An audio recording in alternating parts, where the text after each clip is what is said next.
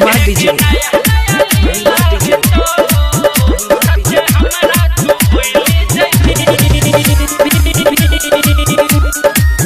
शादी सेट भेलो चल जइबी जोर के अपन बचपन के नाता तू तोड़ के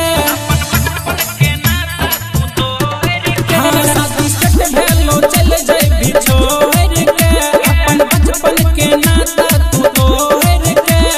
ससुर तू जबही सके साथ खबही हफ्ते में भूल जइबी नया नया लीला है तो छौरी हमरा तू भूल जइबी हे गे नया नया लीला है तो सच हमरा तू भूल जइबी महिमा डीजे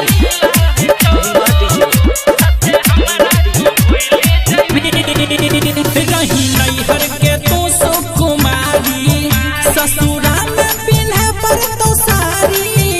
मना कइरी नहीं पैबी गैसन शनिवार के छुबै तो तोरा हारी रही नैहर के तू सुकुमारी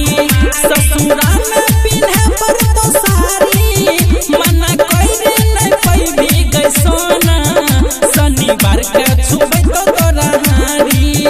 खाना धीरे बनबही सबके खिलबही सुतल खुल जाएबी नया नया लीला है तो छौरी हमरा तू भूल जाएबी हे गे नया नया लीला है तो छौरी हमरा तू भूल जाएबी महिमा डीजे स्टूडियो मुरलियन के शानदार प्रस्तुति। हमरा से जे वादा तू कैलही क्षण भर में सबके भुलैली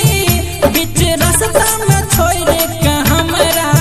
छौरी पाता नहीं केकरा झुलैली हमरा से जे वादा तू कैली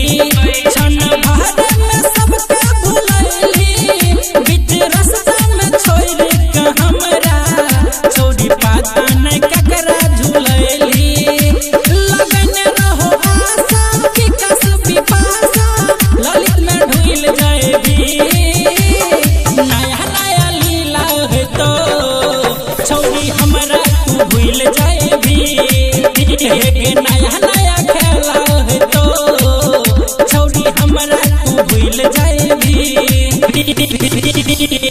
mix by LPH recording studio Murli.